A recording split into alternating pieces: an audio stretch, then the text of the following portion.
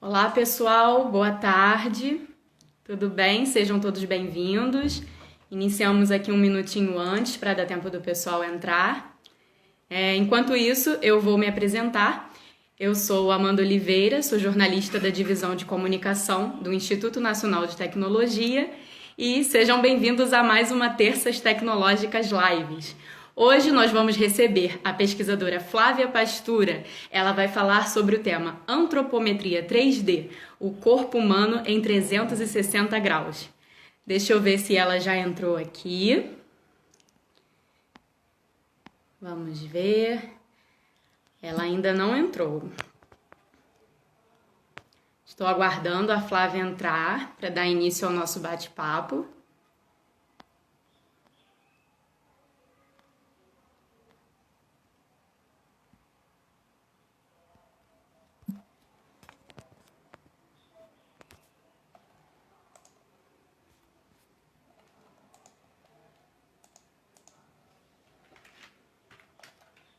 Eu acho que ela está tendo um probleminha para entrar, pessoal. Eu vou mandar para ela aqui direitinho, porque é uma coisa nova para todos nós, né? Deixa eu ver aqui. Estou falando aqui com ela na internet também. Ah, ela chegou aqui.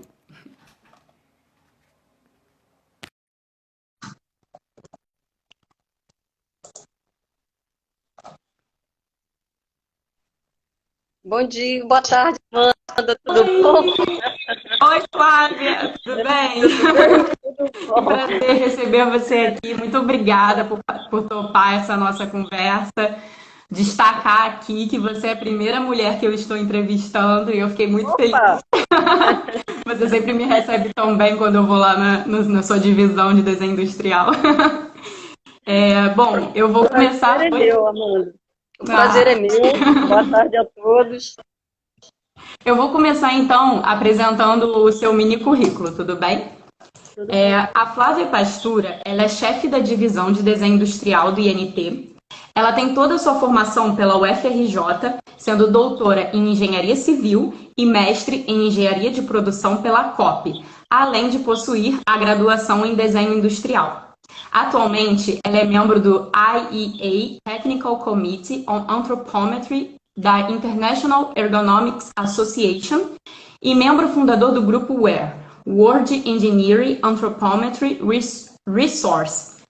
Suas pesquisas têm ênfase em ergonomia, atuando principalmente em antropometria 3D, 1D e 3D, digitalização humana 3D a laser e análise ergonômica do trabalho.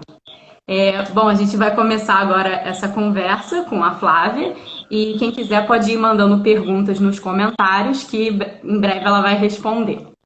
Bom, então vamos lá. O que é ergonomia?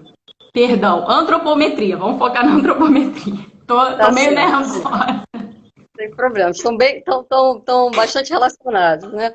Bom, a antropometria é a área das ciências humanas que estuda as medidas do corpo humano, né? E a aplicação dessas medidas em projetos de produtos, postos e ambientes de trabalho, né? A importância de pesquisas antropométricas é conhecer, na verdade, o perfil dimensional das populações, né? Importante na antropometria é conhecer as diferenças entre, por exemplo, a nossa população, a população brasileira, e uma população japonesa, por exemplo, ou americana, né? O interesse na antropometria é conhecer essas diferenças entre as populações e não dentro de uma população, ou seja, não é interessante, o interesse não é eu saber a diferença entre as minhas medidas antropométricas e as suas, por exemplo. O interesse é conhecer a nossa perfil dimensional como população brasileira ou uma população de usuários para as quais a gente estaria desenvolvendo um produto, né?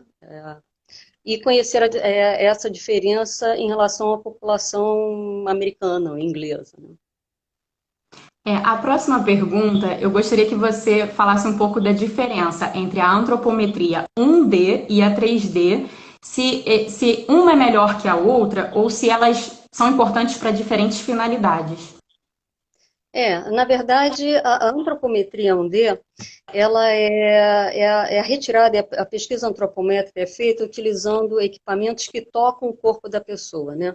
Como esses equipamentos retiram medidas unidimensionais, por isso 1D, né? Então, são medidas de altura, comprimentos, larguras, profundidades, alcances, né? No caso da antropometria 3D, na verdade, a gente utiliza tecnologia de digitalização, no nosso caso a laser, para capturar a conformação humana, ou seja, o volume, a superfície do corpo, né? A partir não é que uma seja mais importante que a outra, elas são complementares, na verdade, né? A gente continua utilizando dados de antropometria 1D, tabelas antropométricas com medidas 1D, para projetar, por exemplo, a altura de um assento, né? O intervalo, né, da altura de um assento. A gente utiliza para isso um dado de antropometria 1D, que é a altura que vai do joelho, da parte interna do joelho ao chão, né? Esse é um dado unidimensional, é apenas uma altura, né? No caso da antropometria 3D, ela já é importante quando, por exemplo, a gente vai projetar uma cabine de um veículo, né? Em que há, nesse projeto, várias medidas antropométricas associadas. Por exemplo, tem o alcance da mão para o volante, para o câmbio, a distância, né, dos pés, né, das pernas para os pedais, essa medida, a altura do nível dos olhos para definir o posicionamento de espelhos, né, e todos os controles. Então, nesse caso, em que a gente tem várias medidas antropométricas associadas, é importante a gente ter dado de antropometria 3D, que a pessoa vai ser digitalizada na postura sentada, e se vai observar todos esses posicionamentos, desses controles manuais, piedosos. Então, elas são complementares. Perdão. Você já puxou um pouquinho para a próxima pergunta, que era falar sobre a utilização. Esse exemplo do carro é um dos que eu mais gosto, mas antes você tinha conversado comigo, o exemplo do óculos também. Será que você pode falar um pouquinho sobre isso? Enquanto isso, Sim. eu acho que vai ser legal mostrar aqui. Eu vou mostrando aqui a imagem de um dos dados que você já me passou para o pessoal ir visualizando. Vou botar aqui. Interessante na questão dos óculos, né? Não basta ter. Esse é um modelo humano virtual 3D, né? Obtido a partir da digitalização do corpo, né? Então, nesse caso, né? Com essa imagem que você está colocando, nós temos além do dado da forma corporal, a gente tem a textura também. A gente tem um dado de RGB, né? Porque o nosso scanner tem essa capacidade. Mas você estava falando sobre a questão do óculos, né? O que é interessante no dimensionamento do óculos, né? Além de medidas unidimensionais, por exemplo, essa distância, né, entre as orelhas para posicionamento das hastes, a distância, largura do nariz, né, para posicionamento aqui da parte interna, no meio dos óculos, né, a distância entre o centro das pupilas, né, para a gente poder projetar corretamente esse óculos, né. Não basta essas medidas lineares, né, de largura, de distâncias, né, de largura do nariz. É importante a gente ter também a conformação do corpo, né? Seria interessante ter a conformação do corpo para que esse óculos seja mais ergonômico, que ele se adeque mais às várias formas do rosto de uma pessoa, né, do rosto das pessoas, né? Naquele dado que você mostrou anteriormente, eu acho que eu me antecipei um pouquinho. Perdão. Porque ali a gente já apresenta uma nuvem de pontos. Vamos falar do scanner e depois eu volto para a nuvem de pontos que eu me antecipei. Peço desculpas. Eu gostaria que você falasse um pouco sobre os scanners 3D do INT. Nós temos dois scanners. Isso, esse é um dos scanners que temos, que é o scanner de corpo inteiro, né? Esse scanner, ele é tecnologia a laser, né? E a digitalização da pessoa é feita dessa forma. A pessoa entra dentro dessa cabine, né? Existem cada uma das quinas, né, dos cantos dessa caixa, né? 4 cabeças a laser, com sensores a laser, e junto com essas cabeças a laser tem a câmera de RGB, de textura, né? Que eu falei anteriormente naquele corpo que você mostrou e que existia cor, né? Então,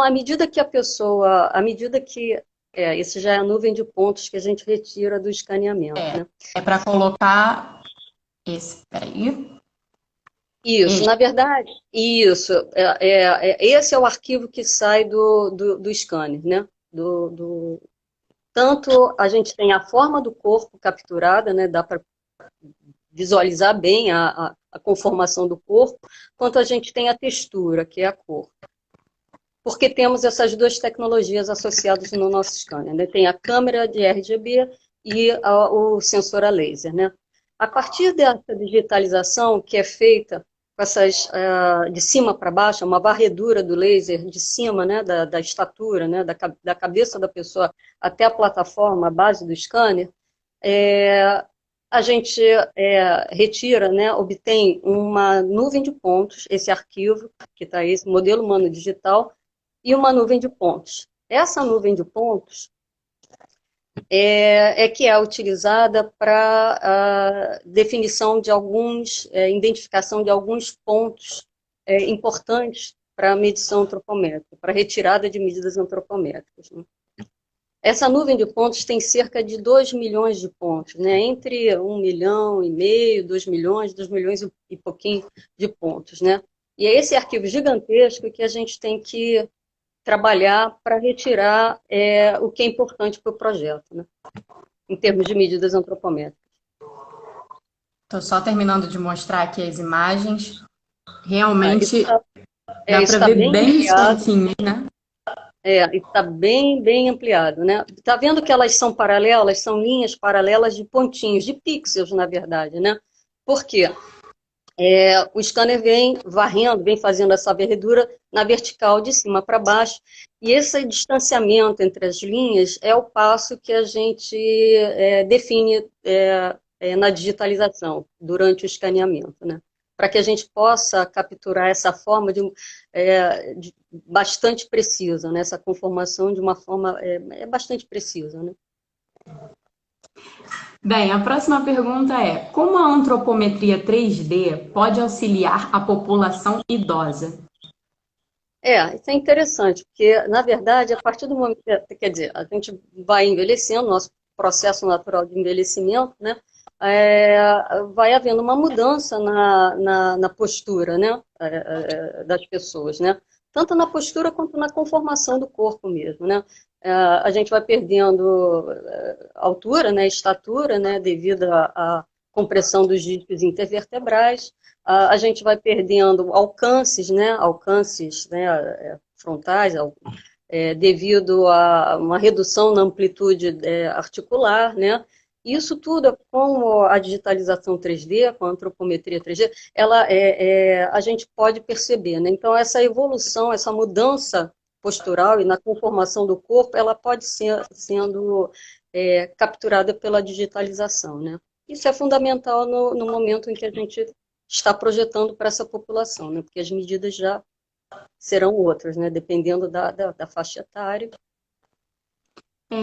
E você poderia falar um pouco sobre o seu trabalho com o desenvolvimento de softwares de extração de medidas automáticas de medidas antropométricas? Sim, sim. A imagem que você mostrou da nuvem de pontos, de pontinhos, né? Vou voltar lá. Tá. Espera aí, para ilustrar bem. Aí tem até um rosto, né? E a conformação do rosto. Bom, pois como eu tinha dito antes, né? Um arquivo do scanner é uma nuvem de pontos com cerca de 2 milhões de pontos, né? Para que a gente retire medidas antropométricas de forma padronizada desse arquivo, é preciso construir sistemas computacionais, é preciso construir ferramentas que façam de uma forma automatizada a extração de medidas antropométricas.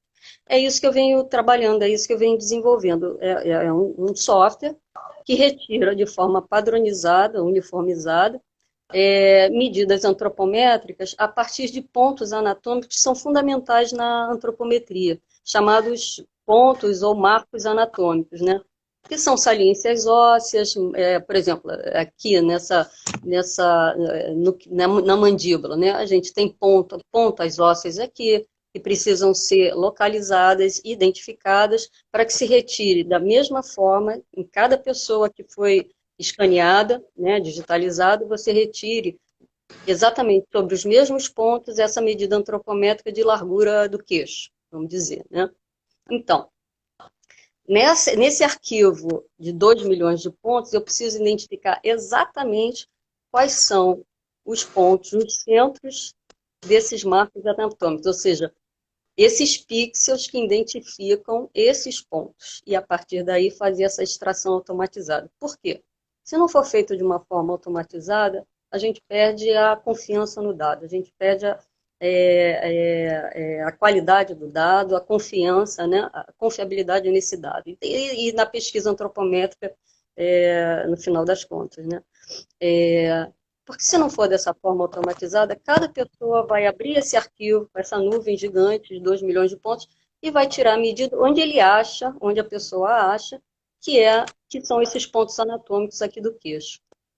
Então, por isso a importância de desenvolver ferramentas computacionais que façam essa medição, essa extração automática de medidas. Bom, a próxima pergunta é sobre qual a importância de realizar uma pesquisa antropométrica em 3D na nossa população, em uma população, né? Não necessariamente só a nossa. Na verdade, a importância de se realizar pesquisas antropométricas, sejam elas 1D, unidimensionais, ou 3D, né, de superfície, tridimensionais, é conhecer o perfil dimensional da população, daquela população que você está pesquisando. Seja uma população de um país, de uma cidade, seja uma população de usuários para a qual a gente está levantando dados para desenvolver um produto, né, específico para aquela população, né? Então, essa é a importância de você ter medidas antropométricas. É você projetar seguindo, né, considerando as características dimensionais daquela população. Ou seja, garantido que aquele produto seja um produto ergonômico. Dados de antropometria são dados de base para qualquer projeto de produto posto no ambiente de trabalho que a gente esteja desenvolvendo, né? E como a antropometria 3D pode auxiliar na área de saúde? Por exemplo, né?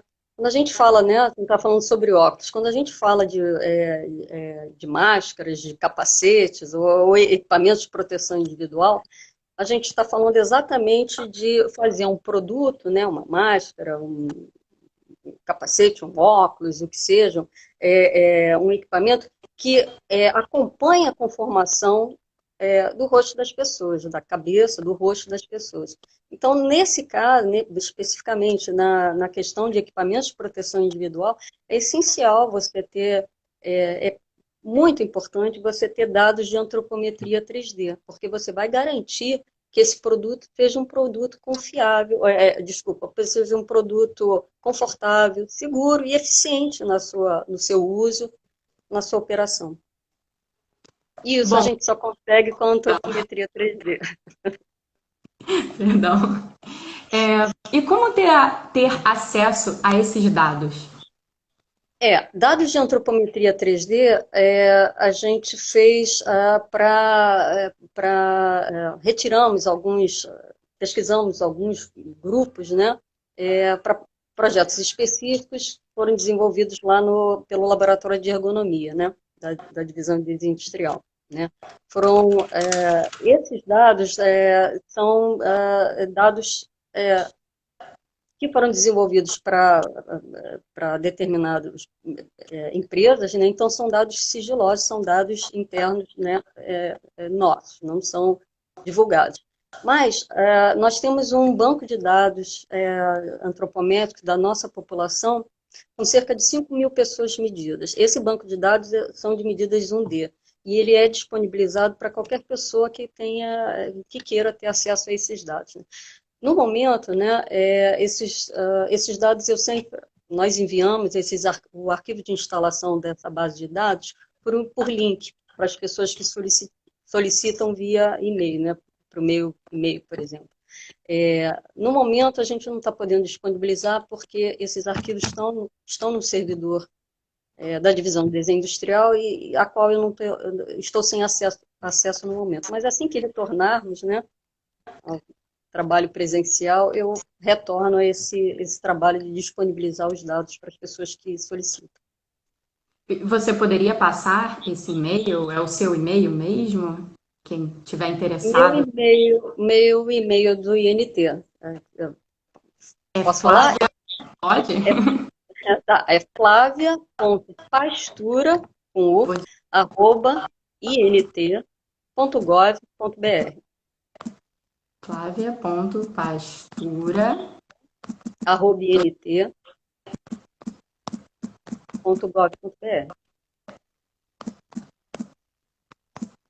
Flávia.pastura botei ONT, peraí, vou escrever aqui nos comentários. .int.gov.br, coloquei nos comentários para o pessoal. Isso, exatamente. O F minúsculo. Com o quê? Ah, o F, sim. Porque era começo de frase, ele colocou maiúsculo. Temos aqui mais uma pergunta. O scanner 3D a laser de corpo inteiro do INT ainda é o único da América Latina? Dessa tecnologia, é uma tecnologia americana, acredito que sim, né? Existe um scanner que estava em desenvolvimento por uma empresa em São José dos Campos. A tecnologia era a laser também, mas eu não sei como é que ficou esse produto ao final, né? Nós chegamos a conhecer, né, um grupo de pesquisadores lá do LABER, né, do Laboratório de Economia, foi conhecer esse scanner. Ele ainda apresentava alguns problemas em relação à precisão do dado coletado, né? Então ainda estavam sendo feitos ajustes e não sei como é que ficou ao final o projeto desse produto, né? Bem, mas temos em relação ao nosso scanner, com essa qualidade, né, que temos, né, da nossa tecnologia, eu acredito que sim, que seja o único. Eu acho esse scanner muito legal, porque eu já fui algumas vezes lá no Laber, né? Que eu faço fotografias lá no INT, para quem não sabe. Então eu visito muitas áreas. De vez em quando eu vou lá em desenho industrial. E é realmente incrível o scanner, né? Ele gera uma riqueza de dados em tão pouco tempo. Eu confesso que eu sempre quis ser escaneada lá. Se tiver uma brecha, precisar de alguém aí para ser um voluntário, eu estou super disponível. Assim que retornarmos, podemos combinar. É a próxima da lista ser escaneada. Flávia, agora temos algumas perguntas que o pessoal está mandando aí nos comentários. A primeira pergunta é da Artemis Proença. A análise ergonômica precisa ser renovada periodicamente? Análise ergonômica? Na verdade, a análise ergonômica é o estudo da atividade humana, né, na situação real de trabalho, né? Ela deve ser feita toda vez que a gente está reprojetando ou projetando uma situação de trabalho, né? Então, ela é feita toda vez que nós temos um projeto de um ambiente de trabalho, um posto de trabalho, ela precisa ser feita. Eu não sei se ela quis dizer renovação de análise ergonômica do trabalho ou da questão da antropometria, pesquisas antropométricas. Se você puder responder pelos dois casos, né? Você vai falar um pouquinho em relação a pesquisas antropométricas, é interessante, né, se ter uma nova pesquisa da população de 10 em 10 anos, né? Deve-se fazer, porque em 10 anos há uma mudança entre as gerações, né, em relação às suas medidas, né, medidas daquela população. Então, seria interessante, mas pesquisas antropométricas são projetos, são eventos muito caros, né? São muito custosos, devido ao deslocamento da equipe de medição para o local onde as pessoas vão ser medidas, né? O deslocamento do equipamento, né? A permanência da equipe, né? no local de medição, no lugar onde as pessoas vão ser medidas, né? Então, não tem acontecido com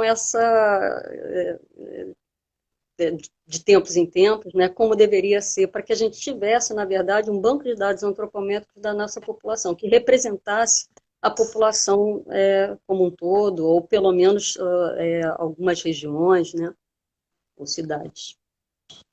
Temos aqui a pergunta. Perdão, você ia falar? Eu ia colocar aqui o banco de dados que nós temos, né, com essas cerca de 5 mil pessoas medidas, né, e cento e poucas medidas antropométricas retiradas, elas foram realizadas entre 86 e 2092, 94, na verdade. Foram 4 pesquisas antropométricas em que foram retirados dados para desenvolvimento, para projeto de produtos de postos e de ambientes de trabalho. E por que foi feito, né, desde a primeira pesquisa antropométrica, por que foi iniciado esse trabalho, né? Porque a própria divisão de desenho industrial não tinha dados da nossa população, dados da população brasileira, para projetar. Então, foi feito esse trabalho, foi iniciado por uma pesquisadora do INT, já aposentada, a diva Maria Pires Ferreira Gonçalves de Araújo, nome bem grande, que foi chefe da divisão de desenho industrial, e pela falta desses dados, se iniciou esse trabalho de fazer pesquisas antropométricas, realizar pesquisas antropométricas da nossa população, para termos dados confiáveis, fidedignos da nossa população para projetar. Vamos para então a próxima pergunta, é do Décio M. Maia. Flávia, o INT já fez algum projeto de pesquisa ou serviço técnico nessa área para a indústria automotiva? Para a indústria automotiva não, mas fizemos para a indústria de aviação, né? Nós fizemos em 2001 uma pesquisa antropométrica da população ocupada nas linhas de montagem, né, da Embraer, né? E esses dados foi uma pesquisa que foi realizada junto com a UFSCar, né, a Universidade Federal de São Carlos, e o objetivo era ter os dados antropométricos dessa população para reprojetar as linhas de montagem. Então, sim, fizemos, não para a indústria automobilística, mas fizemos para a indústria de aviação. A próxima pergunta é da Cristina Zamberlan. Olha só, Cris! Você conhece bem. Para quem não conhece, ela era parceira, né? Se aposentou sua parceira no laboratório, né? Sim, foi chefe da divisão de desenho industrial e chefe do laboratório de ergonomia por muitos anos. E só tenho a agradecer a Cristina por tudo que ela fez, pelo conhecimento que ela passou para mim, pelo incentivo em trabalhar nessa área e se aprofundar nessa área de antropometria. Só tenho a agradecer. Ela deixou aqui uma pergunta.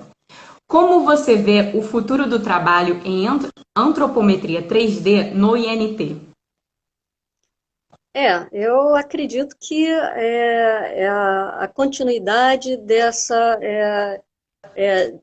realizar parcerias, por exemplo, né, com outras instituições, com empresas. Por exemplo, vou dar um exemplo, nós recentemente tivemos um projeto aprovado na FAPERJ, cuja coordenação é de uma professora da Universidade Federal Fluminense, e o objetivo é estudar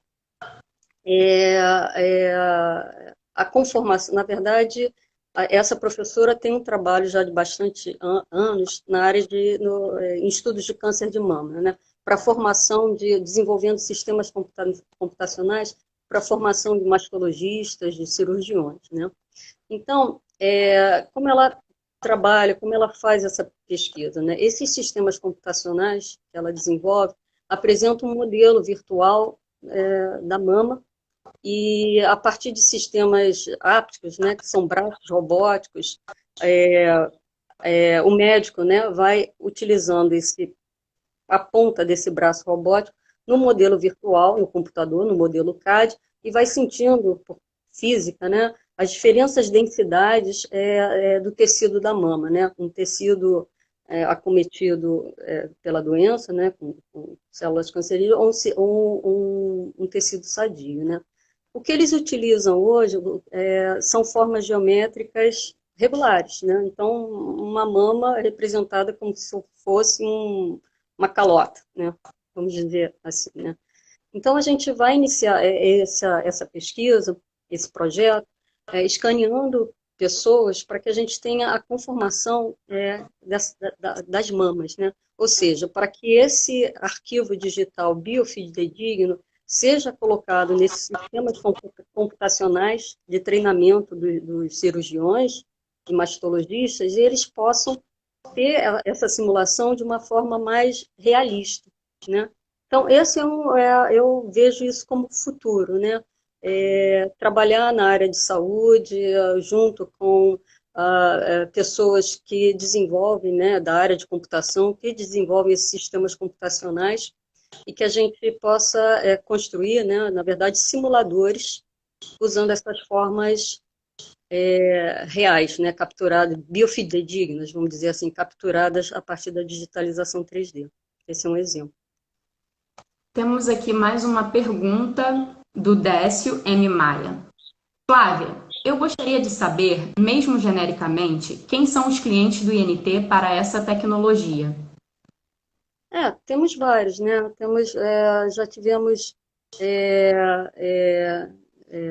pedidos em relação a produtos, por exemplo, pessoas que querem reprojetar um produto que tenham e querem capturar essa forma para desenvolver ou reprojetar no CAD.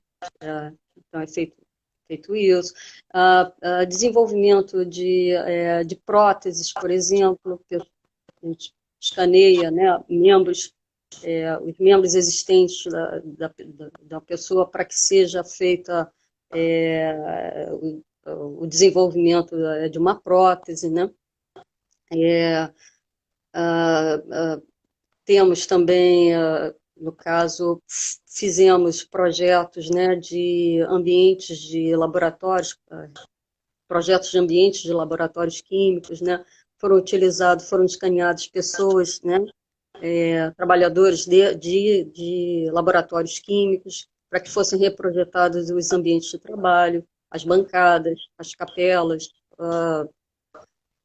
o layout, né, do ambiente do laboratório, né? Então, na verdade, é diverso. A gente recebe solicitações das mais diversas necessidades, né? Mais diversos interesses. Temos aqui mais perguntas também. Simone Cabariti. Qual é a importância da ergonomia agora que a grande maioria dos trabalhadores estão atuando no formato de home office? Muito importante, né? Quer dizer, aqueles cuidados todos em relação ao posicionamento, né, um correto posicionamento do seu ambiente de trabalho, né, do seu posto de trabalho, né, do posicionamento da tela do computador, do posicionamento do teclado, da altura da mesa de trabalho, da cadeira ser corretamente posicionada, né? Ou seja, a ergonomia, seja em home office, seja na indústria, seja em que ambiente de trabalho for, né, é fundamental para que a gente preserve a nossa saúde, na verdade. Com certeza. Temos aqui mais uma Opa, chegou. Temos mais duas perguntas, já estamos ficando com um tempo curto. Teve uma pergunta do professor Tiago Batalha. Quais os principais riscos de um produto sem projeto ergonômico? Bom, eu acho que são todos, né? Porque, na verdade, a questão da segurança do uso, né, pode estar comprometida, né?